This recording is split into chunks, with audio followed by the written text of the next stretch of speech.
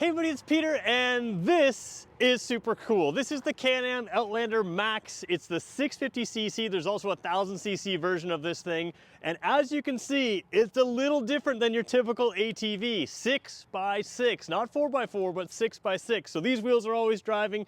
These wheels you can engage. There's a whole lot of just fun stuff to look at this thing. It's actually pretty fun to drive as well. So in this video, we're gonna show you something a little different, show you something you've never seen before. Now I wanna be really clear, I'm filming at Extreme Torque Motorsports, and they give me access to absolutely everything that they sell, including something like this. So if you have questions about anything that they would sell, Can-Am, BRP type stuff, snowmobiles, boats, anything like that, normally I film earlier in the day and I show their building, which is right over there.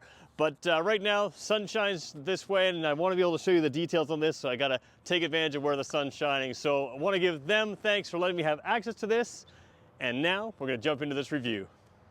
So normally at this point in the review, I try to give you some context of the class, but this thing's just really different. It does a lot of the things that a good working side-by-side would do, but on a narrow unit that's actually surprisingly comfortable, which matters. We'll talk about that in a second. And it gives you a whole lot more versatility than you would think, even in this 650cc V-twin engine. So it's a smaller engine than you could be, but we'll talk about the capacities on this in a second, because that's kind of what makes it unique. But one of the things I want to show you is, first of all, when you're sitting up front here, it really is, I'm just looking at my watch, it's my viewfinder, make sure I'm still in the shot, but it really is the exact feeling of a normal four-wheeler side-by-side. So if you're going down narrow trails or something like that, or you've got to do some work down some areas where you have maybe a limited access area, this is really good. It's not tall like an ATV or like a side-by-side would have with the roll cage, so you can kind of duck through those areas that maybe aren't perfectly cleared. It's not wide like a side-by-side, so you can really kind of get through those areas.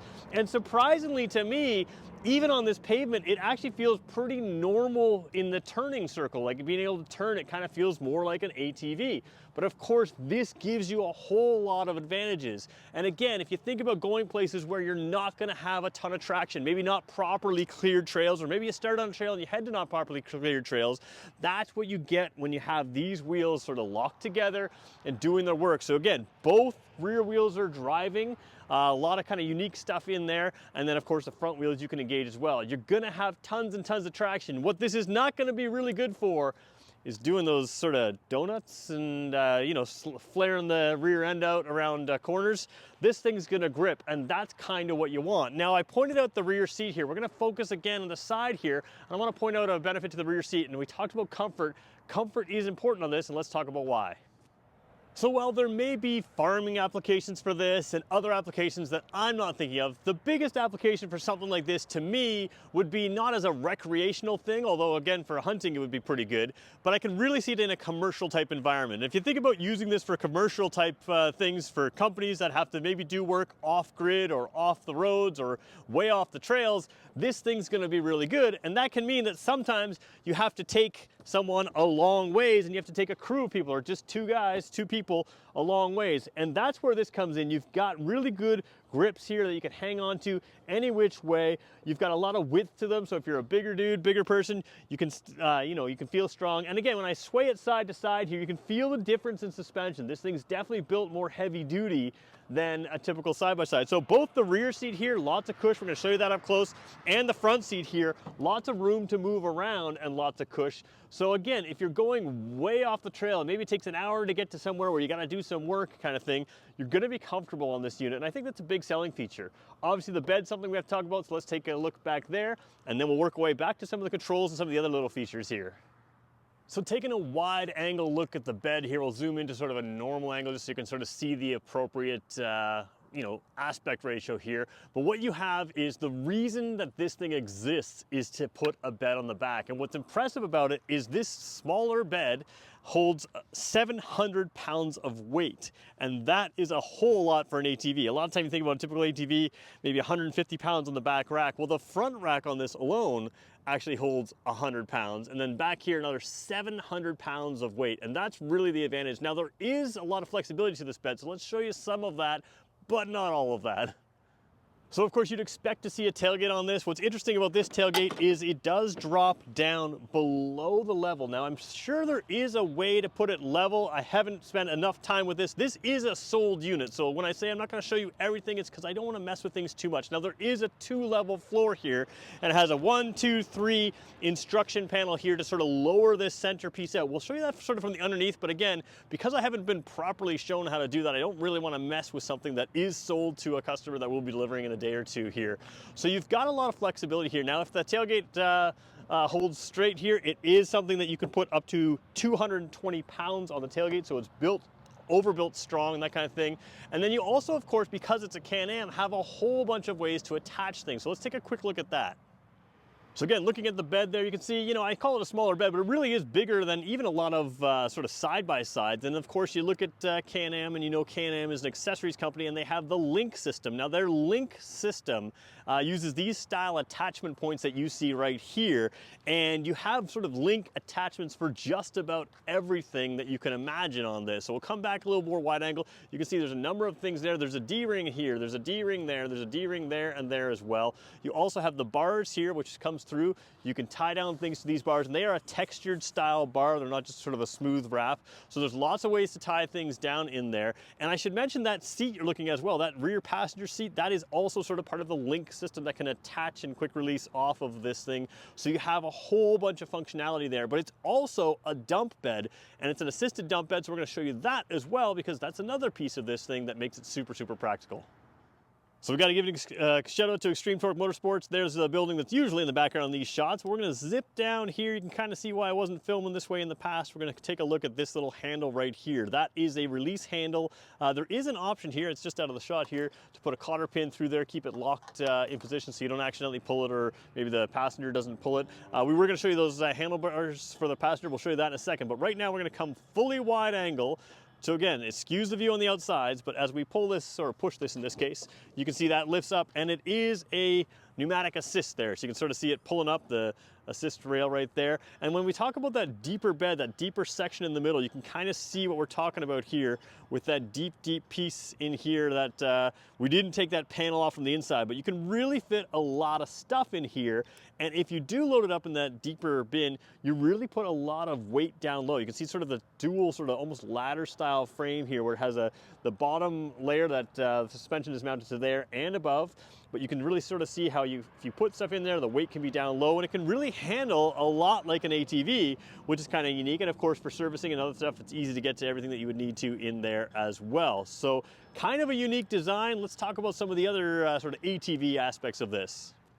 So moving our way over to the controls, I do want to show you the seats that we talked about, just because there are, you know, Can-Am is so good with their sort of cushy seats here. They've got a lot of padding in the seat, so you've got a little bit more of a firm suspension on this. And you know, this isn't a different seat than a traditional Can-Am, but as you're bouncing down, the seat does give you quite a bit of comfort. And you can see the same thing for the rear seat. A lot of it is just really, really cushy there. And then the hand grips too. You can put your hand forward, you can put your hand sort of backwards here, right? So it doesn't matter which way you want to put your hand. You've got lots of different ways to grip it to be comfortable. You know, on the sides, when you're tipping side to side, you want to hang on, or if you're braking, accelerating, whatever way you want to put your hands, you've got a lot of grip. And again, that's all typical Can-Am stuff, but on a unit like this where you might be heading out for a longer trip into rougher terrain, that does give you some advantages. Now let's pull over to the front rack here as well, and then we're going to come back to the sort of control section. So in typical Can-Am style, you've got a lot going on here as well. We talked about that really strong front rack that can really take a lot. And you can see when I push down, you know, it's really not moving that suspension as much. Again, even the front suspension obviously is a much heavier duty than the regular stuff. So then you've got the sort of waterproof, or certainly water resistant front case here. Right now they've just got owner manuals in here. You can see the Link system here, so maybe I should move the camera a little closer so we can show you that system. Let me just zoom in for a second, and then we'll come right back and talk about the rack and the front end. So moving to the very front, looking at this, you can see that Link system, that's easy spin, easy to remove kind of system. So now I can lift this straight up. I'm not going to do that because it's not mine, but easy to remove this piece. And again, this is just one of many accessories that can clip on here or clip off here in an instant. Now, of course, you can seal it up here with these nice solid clips on the side there. And like I said, you've got more Link type mounting points. Actually, we'll just move the camera just a little bit here. You can see them along the side here as well. So you've got them here, here, here, there, and all kinds of ways to tie down, as well as just being able to strap to the to the rack itself. So about 100 pounds of rack capability right there. And then as we move back, let's just keep it in the same shot now. Oh, my tripod's not working with me, but let's do that here. So as you take a look at the front here, let's try to get it all lined up there. You've got the quad LED, so you've got proper LED lights. They're going to give you a lot of light here. Again, if you're buying this commercial, you may or may not add extra lighting to this. You may just want to buy it stock and keep going out in the woods. Now, I would put a winch on there if you want to, but you can see, you know, strong bars on the front here, lots of stuff. You've got 11 inches of ground clearance on this, but it feels like a little bit more to me. So again, it doesn't look like much on this angle, but a lot of ground clearance. You've got skid plates underneath, and of course, with all that traction, you're going to be able to push through even if you're rubbing along a little bit on the bottom. So a lot of strength in here. One other thing we didn't show you at the back is worth noting. Let's go take a look at that, and then we'll take a look at the controls. So taking a look right, sort of square with that BRP logo, we can sort of look up to the tailgate and look down at the very bottom of your screen. We're gonna go down there right now, and you're gonna see a hitch on this. Now, the other day, I think it was actually yesterday, we took a look at the Can Am Maverick Sport, which is a side-by-side, a 60-inch side-by-side, 1,000cc engine, so bigger engine than this. This is only a 650 that you're looking in front of. The 1,000cc side-by-side towed 1,500 pounds. This one tows 1,650 pounds. So again, you lose some of that extra weight of a side-by-side.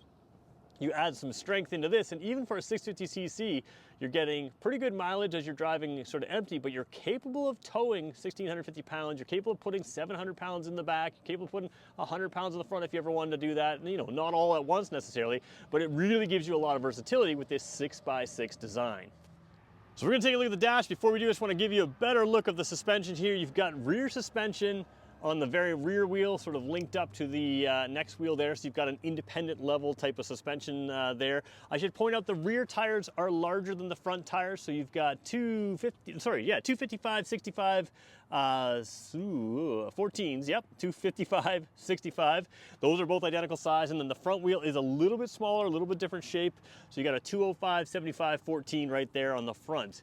Taking a look at the controls here, let's jump on. We'll go wide angle just for a second so you can sort of see the perspective that you would normally see. Remind me to put those back in there. As you take a look here, typical Can Am stuff. So the typical controls you have right here, the over rev button, the kill switch, the start switch, and the lights button right there. Again, you got LED lights, parking brake right up there.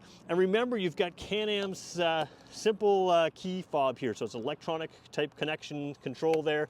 Works really well. They use it in all of their stuff, like their Ski-Doos, Sea-Doos, some ATVs, all kinds of stuff. They even use it on the Can Am Ryker three-wheeler, so a lot of different things there. And you can customize if you had multiple things with this. Let's say you had a Sea-Doo and had the same key, you could actually customize the key to work on both, which is pretty cool.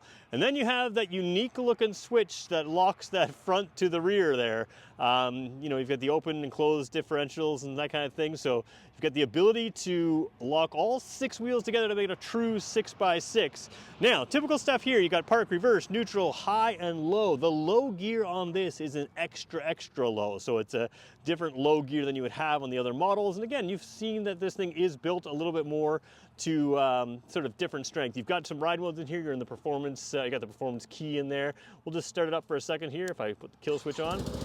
And you can see it's not too loud, you know, typical side-by-side. We're gonna lose those tools off the front with a little bit of vibration. You've got the typical controls here. You can cycle through the trip A, trip B. What do you got there? The hour meter, time right there, and back to the total kilometers. Fuel is low right now, and you do have a fuel light to warn you, as well as just the fuel there. Temperature's not too warm right now. Now, the only thing is you've got the traditional dash there, so it doesn't show a 6x6 display there. You know, too bad about that, but I totally understand that. So, nice typical display in here. Yeah, very cool unit. Let's talk about wrapping this up, though. So normally this part of my video, I talk about who this is for. And of course I mentioned that commercial application, but the reality is that I see is if you want an ATV instead of moving to something like a side-by-side and you want something really versatile and capable, Can Am gives you something that's truly unique from the factory.